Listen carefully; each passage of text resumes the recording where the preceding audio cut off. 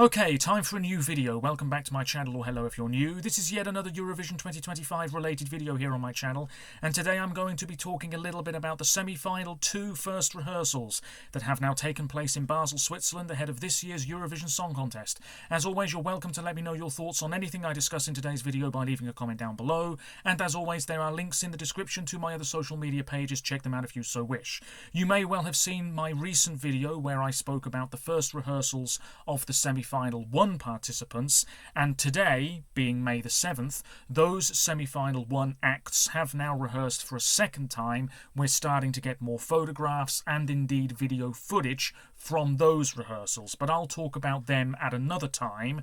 Now it's all about those first rehearsals of the semi-final 2 participants, and once again we had 3 photographs released per country, and I saw those photos on the Eurovision Instagram page, and we also had some descriptions of those rehearsals on the Eurovision Reddit page, and I'm going to go through them again right now and talk a little bit about what we can expect from those performances next Thursday night. There's going to be a lot of waffling, so do bear with me. We begin with Australia, Milkshake Man by Gojo. It says here, the performance opens with a retro infomercial featuring Gojo as an enthusiastic salesman. Gojo's boundless energy and knack for the element of surprise also come through in the staging. It takes inspiration from the Milkshake Man video clip with bold neon tones, playful wardrobe choices, and nostalgic charm. It seems as though it's going to be a very vibrant opening to semi-final 2. The era leans heavily into the 70s and 80s, which also serves as a fun nod to fellow Western Australian artist Voyager and their 80s staging from 2 years ago. And yes, there's even a guitar solo too. Midway through the performance, there's an explosion of colour that captures the same wild, cheeky energy as the music video. It says this is a lot of fun and a feast for the eyeballs, with some very cute graphics that support the retro infomercial vibe. Clearly these are only visible to the TV audience, but there's still plenty for the arena audience to enjoy. He's in a very 70s style white suit with a red striped collar and a red cravat, 2 dancers in red and white striped dresses, and a big finish after the sweet, sweet yum yums where the graphics flood every corner of the stage and the whole thing goes pink, neon, laser, disco party, which for some reason makes me think of Barabastu's staging. This seems as though it's going to be very cheeky, very playful, and very suggestive, and it looks as though he's got a huge blender prop on stage, which you could absolutely say is a massive gimmick, but it does play into what this song is all about, its very cheeky nature.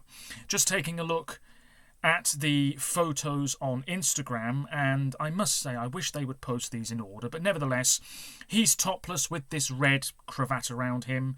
He's got these dancers. It is very retro, I must say. One's in a spotted dress, one's in a stripy dress. It does appear as though he's wearing sort of flared trousers with a star on them, and then they're just having a bit of a boogie. And it's all very colourful and a real assault on the senses. I'm not really concerned about this one. It's clearly just a bit of fun, not to be taken too seriously, more than likely going through without much of a problem next week. Song 2. This is a song that I think is still in trouble. Montenegro, Dobrodošli by the returning Nina Xijic.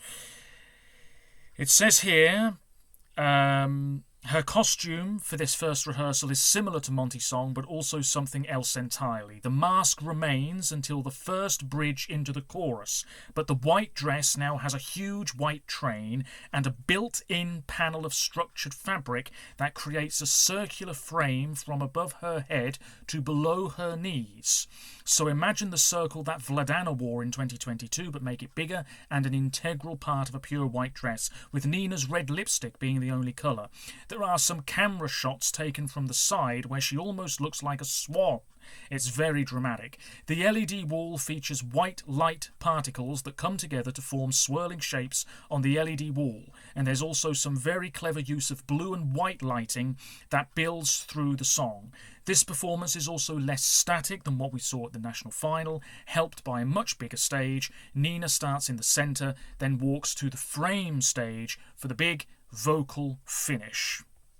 So looking at the photographs for this one, it definitely feels like a very simplistic, very dramatic and hopefully quite impactful performance. Nina doesn't look too bad here, but I'm really not too sure about the attire. I think that if we didn't have these pieces of fabric either side of her, it would actually look a lot better, but that's just my opinion. We have a sort of halo of light on the LED screen behind her and silhouettes of people.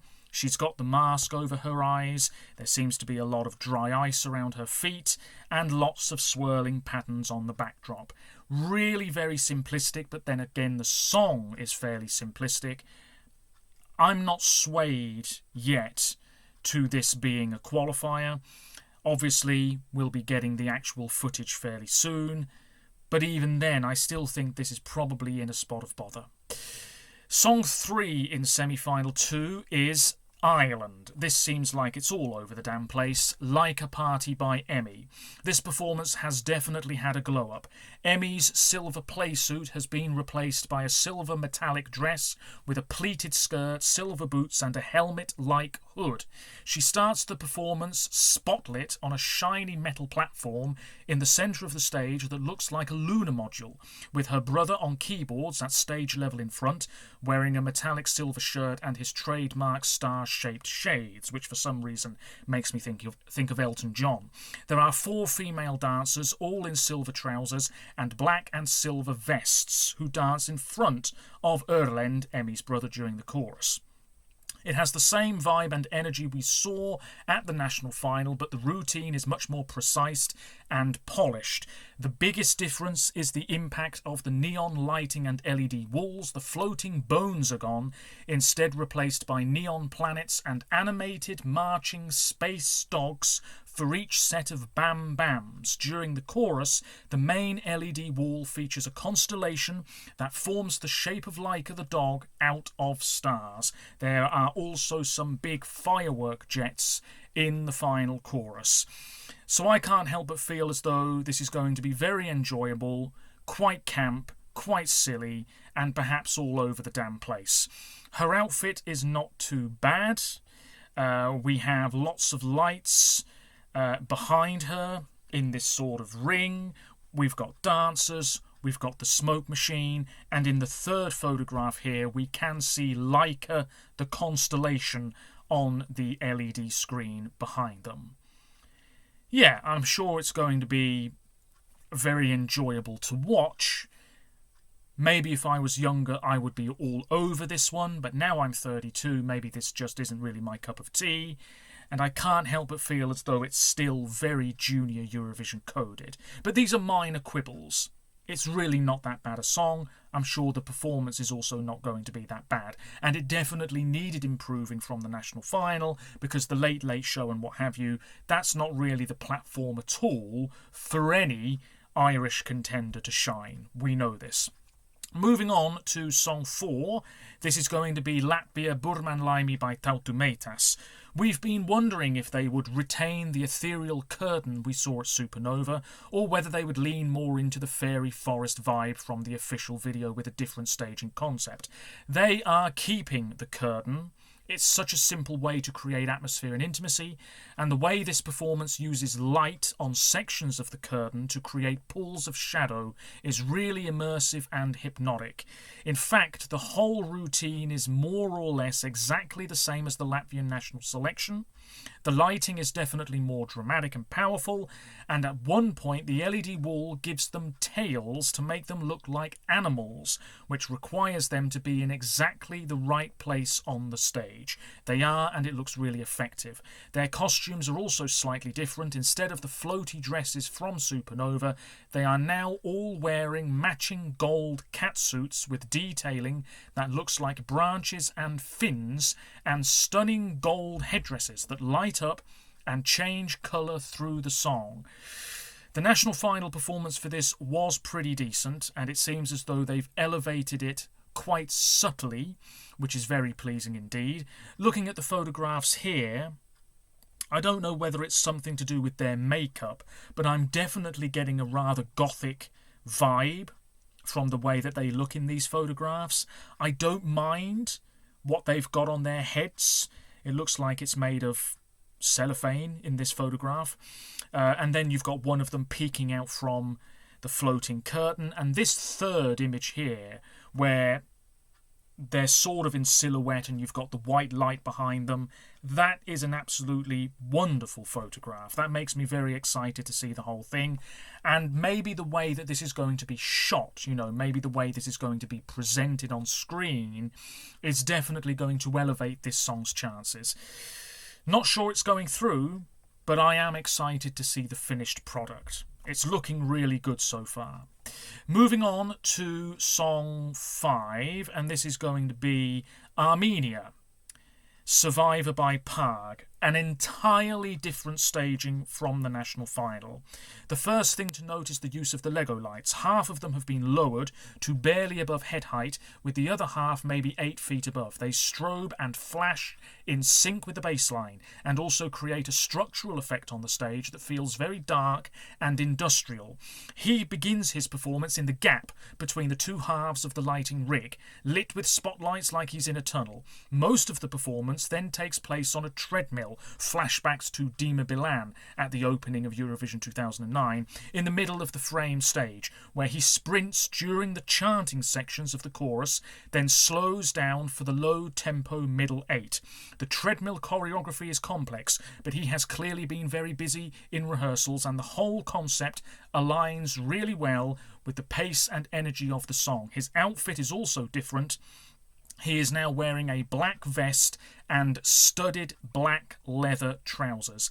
After the big note at the end, the lights rise up to open up the stage for his dramatic final chorus, when it feels like every light in the arena is in flash mode. So it seems as though this is going to be visually quite arresting. I'm not sure if this staging change is really going to make this song stand out a great deal more. I've really no idea. Taking a look at the photos, in this first one, he's dashing to the front of the stage. It's a very macho song. I've said this before. It's very gruff and sort of slightly aggressive, I would say, in terms of the way that it comes across. In this second photograph, that looks really fantastic. And then in the third photograph, he's just jumping whilst looking at the camera. So they're not really giving a whole lot away here. And I can't help but feel as though either they're holding back some surprises maybe, or there's really just not actually that much to this at all. I think this could be very effective because we know with the stage design in Basel, we've got those makeshift mountains either side of the stage. They could definitely be used to great effect for this one. That's what I'm thinking. But on the whole, I can't say that I'm really excited to see the finished product for this one. But that's just me. Moving on, gotta rattle through this. Next up is Austria. Oh, holy smokes. Wasted Love by JJ. The staging is designed to be broadcast entirely in black and white. Risky, but actually I think it suits this rather down-tempo song, and then maybe we have a burst of colour towards the end. I can't remember whether it says that or not. It means the lighting is all about creating pockets of light and shadow, ramping up the light levels in sync with the tempo and drama of the song. And goodness, what drama. The central prop is a simple boat that looks like it's been made from packing crates with a wooden mast and a white sail. He performs in the boat for the whole of the performance, clinging onto the mast as a storm begins in the second chorus. It appears to toss him around the stage through a combination of some very clever camera work and a wind machine cranked up to the max. lyrics. He performs some wind-battered choreography that feels almost like contemporary dance, and as the tempo builds through the drum and bass section at the end, so does the storm, with waves and storm clouds building on the LED screen, spinning camera work, flashing strobe lights. This is what I expected, fantastic, and JJ barely hanging onto the boat, but not losing the note for a second. At the end, an overhead camera shot makes it look like the boat is being sucked into a vortex on the floor. A huge lighthouse appears on the main LED wall like a beacon of hope in the darkness, and everything is still. It appears as though he's dressed entirely in black, almost a cape-like outfit that he's got on here. I have to say, I was really impressed with these photos. Let me just load them up here. Black and white, very atmospheric, almost cinematic. He does have this boat on stage, and it does absolutely look like crates that he's performing on. Really going for it. The lighthouse as well on the screen behind him. This is really giving off very professional and cinematic vibes, and I'm really excited to see the finished product. We didn't really know what to expect. It seems as though they're keeping it relatively simple, ramping up the atmospheric nature of this track towards that big release at the end. I mean, if we're judging photos alone, if it was me voting, a lot of love is going this song's way. But anyway, we'll wait and see what the rehearsal footage is like. I imagine they'll be keeping the last 30 seconds or so a surprise. Then we move on to Greece. Klavdia with Asteromata. Klavdia begins her appearance on the Eurovision stage standing on a pier. Her movement toward a rock symbolises the fiery journey each person undertakes to the light. The presence of a second person on stage, along with the movement of the set, reflects the theme of separation. So there is a rock on stage. She performs the rest of the song after the quiet opening verse on the top of that rock. She's joined by one female dancer for the second verse, but they drift away on the pier, leaving Klavdia alone on her rock, wearing a long fitted gown that sparkles with tiny jewels. In different lights, it looks either black or a very dark navy blue. There's some lovely camera work with overhead shots, making it look like the pier is in water, which then morph into dramatic burning trees and volcanic landscapes that spread up the LED wall as the song builds. That could be very effective. The lighting and graphic effects are stunning. At one point she lifts her arm and blue lights sweep across the set. Her vocals lift the roof off the arena, with the Lego lights descending at the end to create a tiered effect. Let's take a look at the photographs for this one. In the first image, it does look like a black dress to me, and it's very fiery red on the screen behind her. And then we've got a very atmospheric looking shot there. And the same deal with picture number 3, not really giving a lot away. I am excited to see the whole package here. She's great, beautiful woman, lovely voice. I don't know whether I really love the rock in the middle of the stage. What does that really add? We saw it with Serbia last year. It was fine, didn't love it. Did it really add anything at all? I don't know. And it seems as though Greece have gone down the same route ever so slightly here. But it's not looking too bad, and the song, we know, is pretty decent. Was that it for yesterday? I have a feeling it was. No, Lithuania, of course. Tavoakis by Katarsis. Well, this is a great example of take what you've already got, slap it on the Eurovision stage, elevate some elements of it, hope for the best. It sounds as though this is going to be a fairly polished thing indeed. The performers are a little more spread out than they were at the national final. There are different camera angles and wide shots in comparison to the national final performance, but the flow of the performance has remained generally the same. What's changed is the atmosphere added by the lighting and extra effects. They're able to add more light and shade now. So there's a really nice close-up shot where Lucas's face is half in shadow. When he comes to the front, he battles against a wind machine in sequence of different camera shots. The whole thing feels lighter in parts and darker and more atmospheric in others. This probably is the most atmospheric song this year. At the end, the Lego lights descend to create an effect that looks like a pair of wings as the strobes kick in for the Tavos, and the song ends in a flash of white light. Looking at the photograph photographs for this one. Very atmospheric first shot, and it looks as though we've got some watery effect on the backdrop behind them, but it doesn't take up the whole LED wall. They're dressed in casual blue outfits, loving the white guitar, and then this final photo here, it looks as though things are breaking apart behind them, lights streaking across the arena.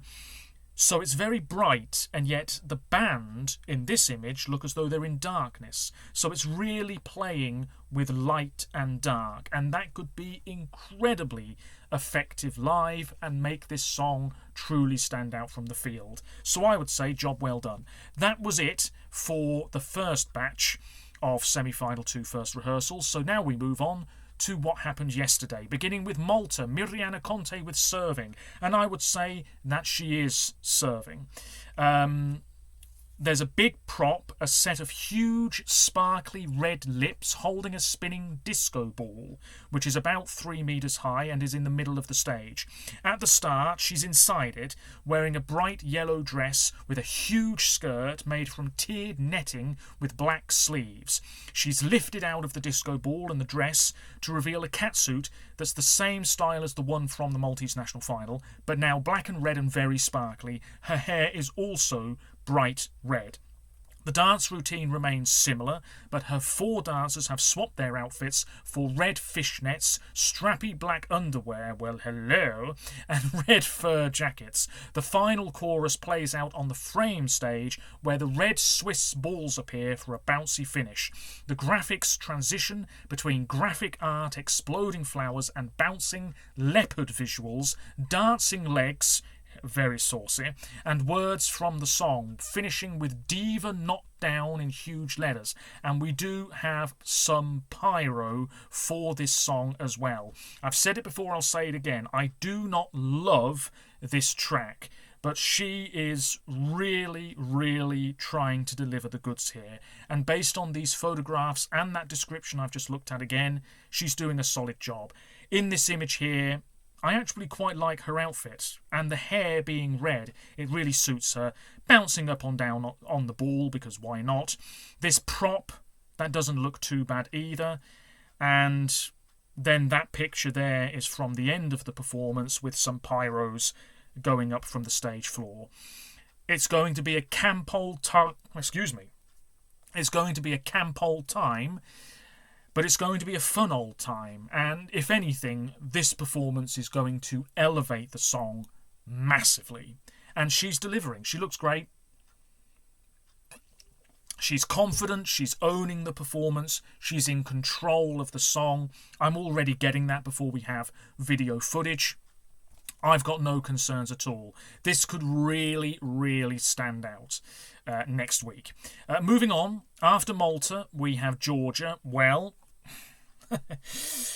this is Freedom by Mariam Shengelia, another big prop, a geometric rock that stands in the centre of the stage. She's on top of it, wearing a stunning silver gown that looks like it's made from satin with organza layers that give it structure, so she becomes part of the rock. 4 male dancers, that's interesting. Not sure you need dancers for this song, but there we are.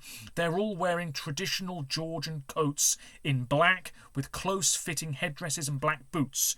During the second verse, they perform a complex flag dance routine. The graphics are simple but beautiful, with a moon rising behind her between the 2 stage mountains that transitions into a red sun with storm clouds and neon rings.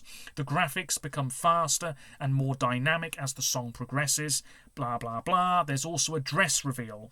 During the middle 8, she steps down from the rock, seamlessly out of her dress, to reveal a red sequined jumpsuit for the final chorus, which she performs on the frame stage against a backdrop of mountains. The strings and drums in this song are huge, and there's a lot of heavy fog on display as well. Taking a look at the photographs, here we go. So she's in this white dress, holding her hand out. Then we've got some dancers, highly dramatic stuff. And then at the end, she's in a much more casual look. A striped vest, vertical striped vest, and black pants. There's very little to say about this. It looks fairly beautiful. Unfortunately, this could be the most sensational rehearsal, and I still think this song would be in trouble. Highly unlikely to qualify next week, but it's not looking too bad. If anything, as I expected. After Georgia, it's Denmark. Come on! This is Hallucination by Sissal. The main prop, there's lots of props this year, is a central transparent curtain, which makes me think of Spain 2023, that hangs in the middle of the stage and stretches from floor to ceiling. It's in 4 parts, so it floats in the wind machine and creates a really simple but effective sense of movement around her, who sings on a black plinth in the middle in a tunnel of pulsing neon lights and strobes. There's a lot of neon stuff this year as well.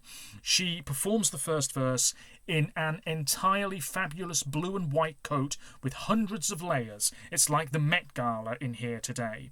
The coat is removed in the second verse to reveal a long-sleeved leotard and thigh boots in sparkly electric blue. She's got 4 dancers as well, and they dance around her with blue fabric handkerchiefs.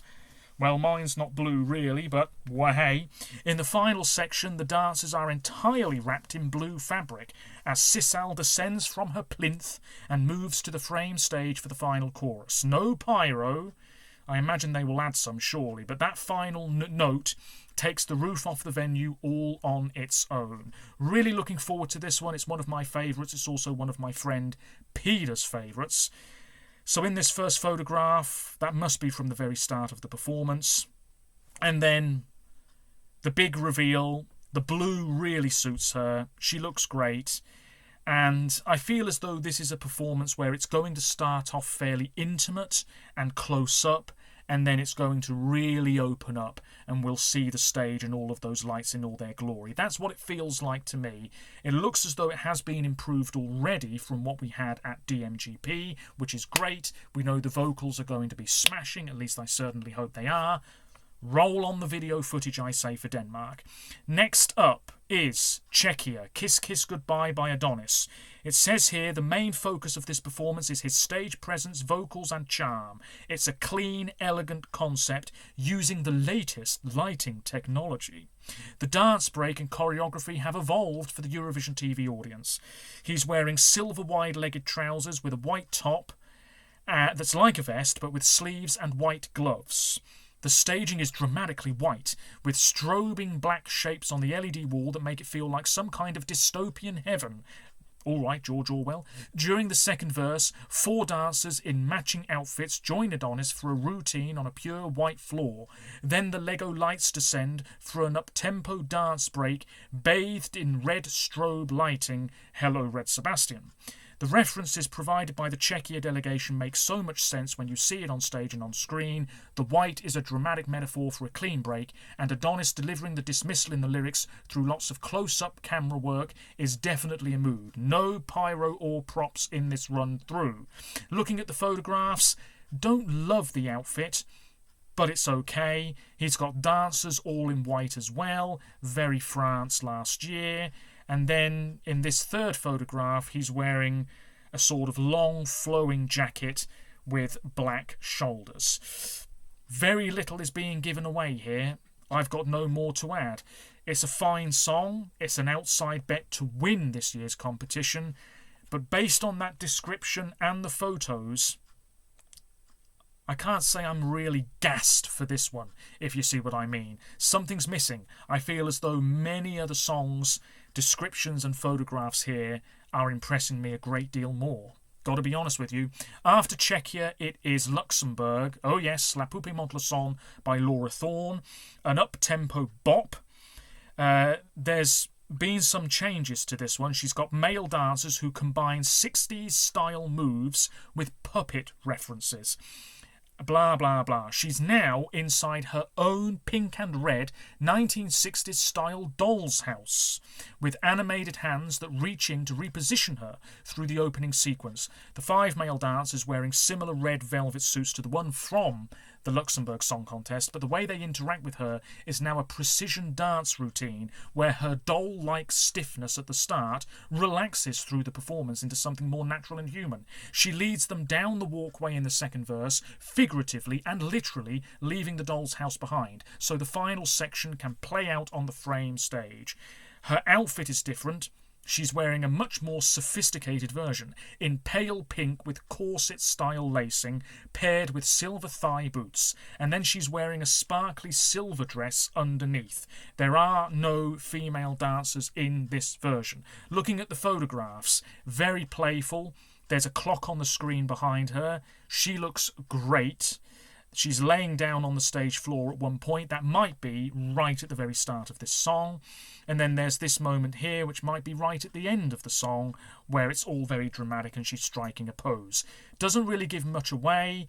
No sign of that dollhouse prop on stage. Looks as though it's going to be similar to Ireland in a sense, very playful, very cutesy, maybe a bit twee for some people. But a lot of people are going to be charmed by this. I've said it before, I'll say it again. Luxembourg, to me, not a safe qualifier, but looking like a qualifier, it must be said, right before the live shows get going. After Luxembourg, it's Israel. Well, they've thrown God knows how much money at this. New Day Will Rise by Yuval Raphael. The best thing about this is going to be her voice. Everything else is probably going to feel like a whopping great big cliche, but nevertheless, there's a giant prop in the centre of the stage. A two-tier circular structure, maybe 5 metres high, with a curved staircase on one side. The top tier is slightly smaller than the bottom, and each circle is draped with a glittering curtain of silver strands that encase it all the way round. Imagine a modern take on a vintage bird cage or a chandelier you can climb. She starts the performance in a shadow of blue light, wearing a tailored black trouser suit with square shoulders and draped flamenco sleeves. Olé. She heads back down the walkway in the second verse. Blah, blah, blah. She performs in French and Hebrew, and you can see that the cage is made of individual strands of crystals. And there's another moment where she lifts her arms up and the draped sleeves of her jacket look like wings.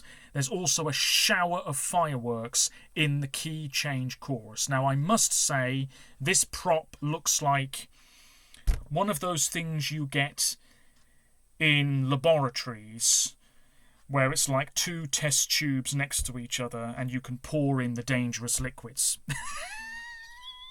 That's what it looks like. It looks like 2 test tubes ever so slightly slanted. This is not a good description, but hopefully you know what I'm on about. It does look quite beautiful. It looks very fancy. Her outfit looks pretty impressive. That final shot there is clearly going to be a standout moment. The song, if I'm being honest, I don't think it's anything truly amazing, but we all know what's going to happen here, don't we? Okay, moving on now to Serbia, and this is, of course, Prince with Mila, the penultimate song in semi-final 2. It says here on the Reddit page, this performance is in the centre of the main stage, and he sings the opening verse in shadow, backed by a halo of light, as 3 male dancers in black outfits draw him into a beautifully choreographed contemporary routine. He's wearing a tailored red suit, and there's a totally unexpected and dramatic moment where 2 of his dancers march him down the walkway, literally dragging him by his legs as the LED screen explodes with red lights and fiery graphics. This whole thing feels a million miles away from the national final performance. Taking a look at the photographs, it's not really giving away a great deal here at all. There he is in his red outfit, interacting with his dancers who are dressed in black. There's a very atmospheric looking picture here, the second one in this set of 3, and then the third image we have flames going up around the stage. All fairly dramatic. The song is not one of my big favourites, but I suppose it's not looking too bad here. Then we finish with Finland, and this is really looking fantastic once again. The UMK performance was really splendid in my opinion. Very few alterations were necessary for Eurovision, and it seems as though apart from 1 or 2 little things, much is the same. This is Erika Wickman, of course, with Ik, It says here, the best way to describe this is UMK but go harder. She sings the first verse and chorus on a circular gold plinth before taking her gold microphone on a fast-paced journey down the walkway to the frame stage. She's wearing a new version of the black latex outfit outfit with thigh boots we saw at UMK, this one more leather than latex and structured in the waist with metallic studs and long black gloves. No dancers required because she entirely owns every corner of this stage. That's what I like to hear. Own your performance. Believe in the song you're singing. As for the big finale, she heads back to the main stage and mounts her giant gold microphone for the final ascension. We wish it was possible to describe how the last 30 seconds of bass feels in this arena, but if you're there for the second semi-final, you're in for an extraordinary finish. The backdrop is pretty much the same as it was at UMK, and there are plenty of blasts of smoke as well. Looking at the photographs, she looks great, the outfit's not bad, and that final shot of her on the microphone, which is floating in the air, also looks pretty fantastic. I have no qualms whatsoever about this one next Thursday night. That is it for semi-final 2. Let me know what you think about the descriptions and indeed the photographs online. I am generally impressed. Semi-final 2 does look as though it's going to be the stronger of the two semi-finals in my opinion. Let's wait until next week and indeed the next couple of days when we'll be getting more photographs and rehearsal footage, of course, as well. And that will allow me to get cracking on my final predictions for those semi-final results. Until next time, take care of yourselves, stay safe, and bye for now.